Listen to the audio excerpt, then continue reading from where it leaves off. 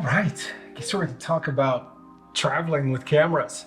I travel quite a bit to the point where I'm literally almost diamond yet again, which is a double-edged sword because I get upgraded to first class all the time, but it also means I'm on the road quite a bit.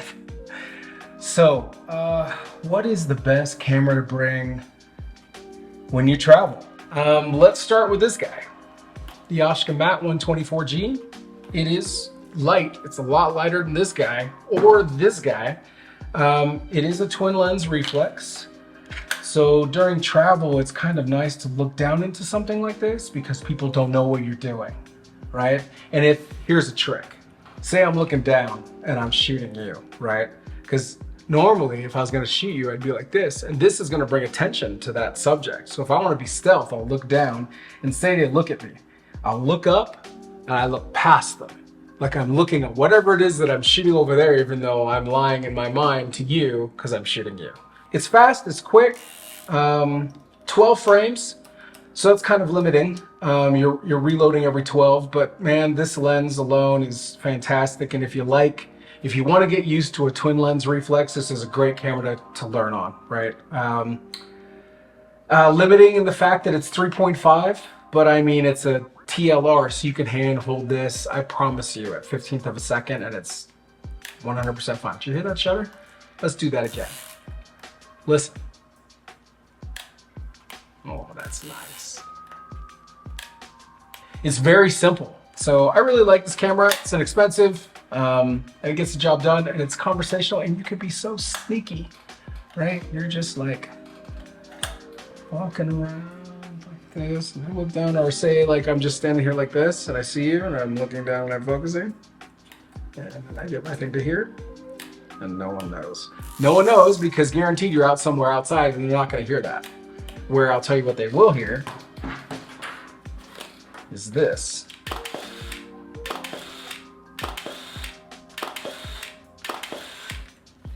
Or this. Oh, hold on. There we go. Oh, let's talk about reading, I guess, like metering and stuff. I would want you to only use one film stock. When you go on vacation, don't be like, oh man, I've got like 18 different film stocks. Like, what's the point? To me, well, I mean, yes, you're gonna have 18 different looks, and if that's really what you want, then cool, then, you know, go for it. For me, I always see vacation or personal work as an opportunity to learn.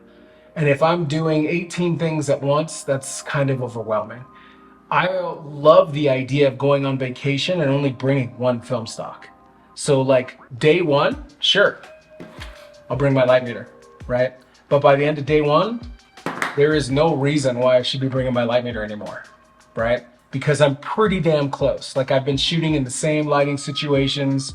Maybe it's gonna change a little bit if I'm shooting indoors, but that's something to consider anyway. Why are you shooting indoors on vacation when you should be hanging out with your family, right? Come on, put it down. When do you put the camera down? Who knows? I can't tell you. You got the decision maker on that one. But stick with one film stock and learn two things: direct sun and backlit. And I promise you, the difference between it being directly lit on my hand here and then the back side of my hand, 3 stops. You're welcome. Remember that in open shade, when it's bright like that, you're gonna step into a little bit darker. Cool, open up a stop. Try and, I don't know, become a human light meter. Like, I don't want to carry this around my neck all the time. It's gross, it's sweaty, like, it's cumbersome. Like, learn your film stock. Stick with one film stock and just run with it. This camera, Nikon F100. Pick these up for $150, $200 maybe. The question I would ask you is, what lens do you want? This is a 50, this is a 51.8. The reason I say a Nikon F100, it's autofocus, right? It will autofocus and do everything that you need. Let's put it on autofocus so that it's not like that. Oh, I don't think her autofocus works. This is not my camera. Normally that zips, but there's the sound of it. There's no film in it, so that's good. I did make sure I'm not wasting somebody else's film. You got 8,000th of a second all the way down to 30 seconds. If you do decide to pop a flash on it, it's fantastic. If you decide to put like a off-camera flash, you can put it right on the hot shoe with the sync cord or whatever. To me, if I was to use a travel camera, it's a question of whether I want to be shooting a 28mm or 35. 50 for me is not travel. 50 is very limiting, even though I say that with this, right? Because a travel camera, you want to do landscapes, you still want to be able to do portraits and candids. I think a 28 is your best bet. And Nikon glass is cheap. A 28 millimeter 2.8, like old school AIS that you could manual focus. Even if you got the 28 2.8 on here, it's not going to break the bank. It's light, super light, especially if you don't have the battery grip on the bottom. And then the really great thing about this is that this just takes AA's. How handy is that? Where, like, say this one, I don't need a battery except for when it dies and then your light meter doesn't work, but I'm not using the light meter in there.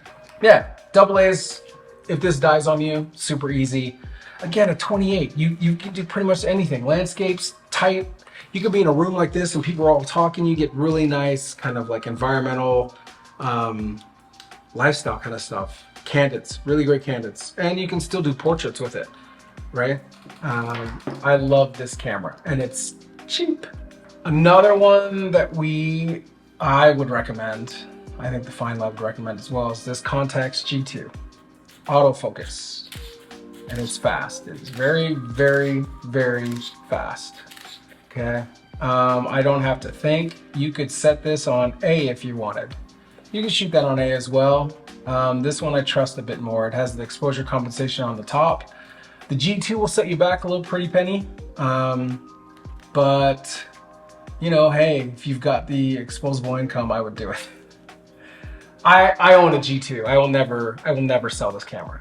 And I know I've never said never on a handful of things, but I still got the G2. I've sold it, I've bought it, I've sold it, I've bought it. It's staying with me. Again, I like the 28.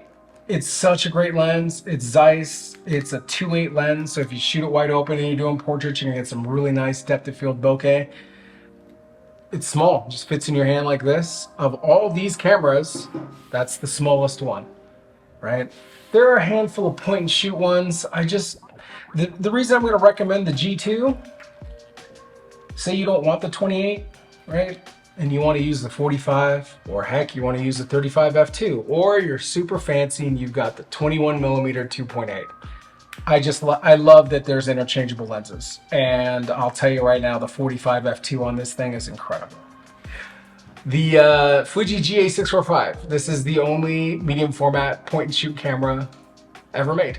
Literally, you just look through here and then you hold it halfway down. And if the scene is going to move from the focus, you have parallax error on the inside. So whatever that line is, that's actually your focus line. That's what will be inside there. And you just point and click.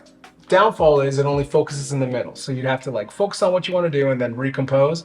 But here's the thing. Remember, if you go like this and point down, your depth of field is now different. You want to do this and go like this. Stay on the same frame, right? Versus pointing down, because you're going to change your focus and depth of field. It's super easy. You get 16 frames because it's 645. This is a 645 format. So the other really cool thing is if you want to take a horizontal photo, you don't do it like this. You do it like this. How cool is that? So this is a vertical orientated camera. That's amazing to me. I think that's super cool.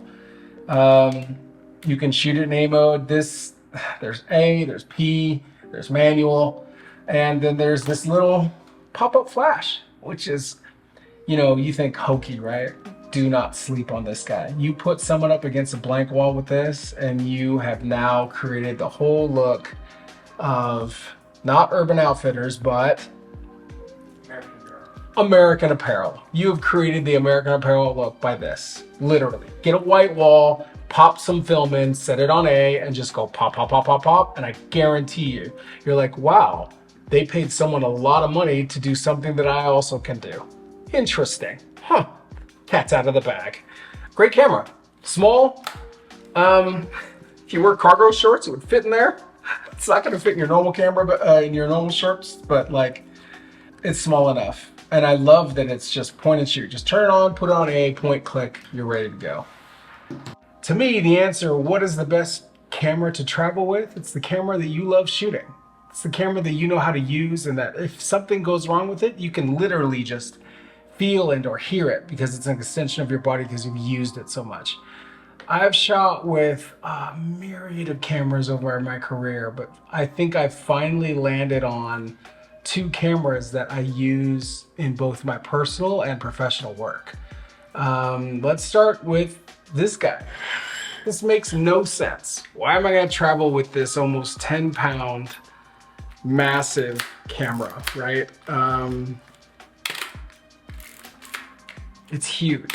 It is a monster, but I love this camera because it's 6'7". I love that aspect ratio of basically like an 8x10.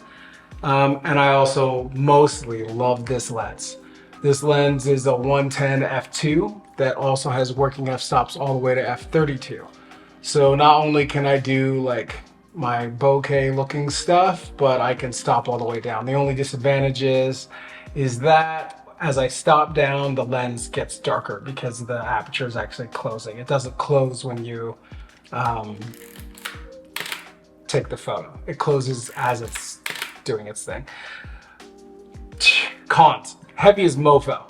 It's huge. And the other con is I only get 10 photos. 10 whopping photos. Do I hate film or something? No, I really love the look of this lens on this camera. And plus, like, I don't know, there's just something to the girth of this. So as I've been traveling, I've always found that like my cameras, if they ever shit the bed, it's usually when I'm on vacation. So I was in Hawaii this past weekend, and I was crossing an intersection and my daughter was with me. She grabbed my arm real quick because it was turning red and she was afraid a car was going to hit this large girthy body. Like someone wouldn't see me, like, oh, you know what? We're going to hit Jon Canlas. Wasn't going to happen. But she grabbed me and I dropped my camera from like waist level as I was holding it, because it's got this nice little grip on the side, which I love. Even if you had like a Pentax 6.7, you can buy those super cheap grips on eBay. Doesn't matter what it is, but it's nice to have, right? Hold it like this and it fell and it landed, boom, just like this on the ground. It was the only camera I had brought to Hawaii with me to go to this photo walk and to take all these photos. So, you know, I said, knowing your camera, so I took a couple photos, right? And it was fine. I was like, okay, Isla, you come over here. And I could tell the look in her face that she was a little afraid I was gonna get angry. I didn't get angry. I apologize for possibly yelling. I don't think I yelled, but anyway, as I started taking photos, this started to get real hard to the point where I couldn't move it. And then I was shaking it and I could hear inside rattling. Basically, this little metal piece right here had come out. So I went back to the hotel, opened it up, because I'd already taken 7 shots and I wanted the film out of there because the shots that I did take I still wanted. Realized the film was ripped, took it out, did the fix, and it's still working. I've switched from a Pentax 645N to this camera for professional use. So using this camera, becoming quick with this lens is very important to me. And the only way I'm going to do that is personal work. So this is my travel one if I want to get that nice f2 look. And I like it. I used to hate shooting on my Pentax 645N for personal work because it felt like work. This camera doesn't feel like work. Next camera. This is the other camera that I would bring that I own for travel. I wouldn't use this lens. I wouldn't use the 80. I would have a 50mm. I have the 2.8 PQS, and I also have a f4. F4 is a smaller lens. I'd probably use that if I was traveling. The reason I like the 50, it's like a 28, right? So this 110 on here is like a 55. So it's kind of limiting. I'm not doing like sweeping landscapes, but with a 50 on here, I can do more lifestyle stuff, candid things, and then landscapes. It's pretty much everything. It's easy to carry. It's not that hard. I've got a pistol grip that goes on the bottom, but then again, I can just hold it like this. It's not the lightest, I'll tell you that. My argument for using these two cameras is because I want to be massively proficient with them. And the only way you're going to get better by using them is to use them. And I don't want to learn at someone's paid shoot. You should not be learning how to use your gear at someone's paid shoot. That's something you do on your own time. Okay, so there's these two cameras that no one in their right mind should be bringing unless these are your gear. This is my gear. I love it. I need to learn how to use it. I want to become faster and more proficient with it, so I bring it with me. So let's talk about something a little bit more practical. If you were going to bring a camera that's a travel camera that you would bring with you, that you could just go and shoot, not have to think about. Because I think that's kind of the purpose, right, for a travel camera. You don't want to think. You want it to be light. You want it to be something you're used to, something you're okay and comfortable shooting, like from the hip, right? So here's some options. What happens if you don't own any of these cameras? Are we gonna tell you to go out and buy them?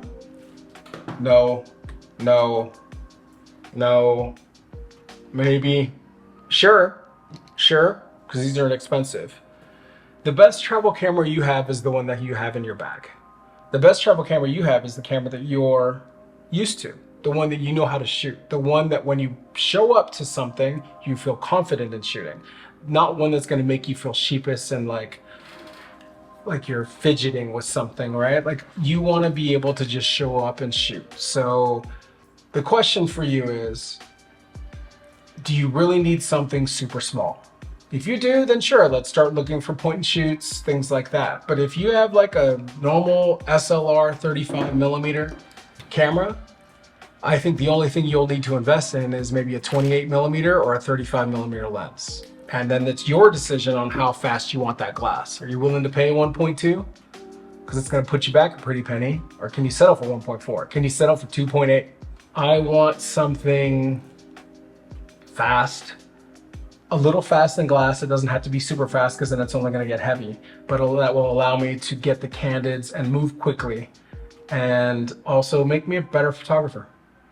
That's the whole point, right? So get out and shoot. So now that I have recommended all of these cameras to you, what camera do you want to shoot for your travel experiences next? Post in the comments below. Like and subscribe. And see you.